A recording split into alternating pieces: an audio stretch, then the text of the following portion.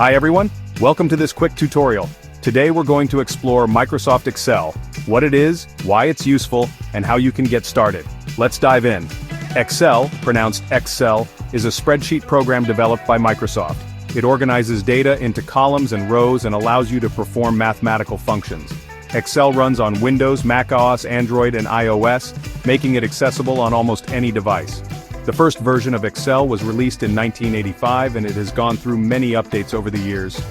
While the interface and features have improved, the core functionality, organizing and analyzing data, has remained the same.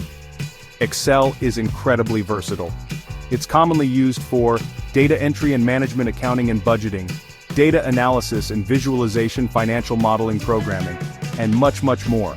So why should you use Excel? Here are a few reasons. It's the most popular spreadsheet program in the world.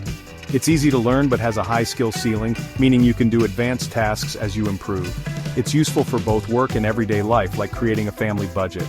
It has huge community support and is continuously updated by Microsoft. You can reuse templates and frameworks, saving time and effort. Ready to get started?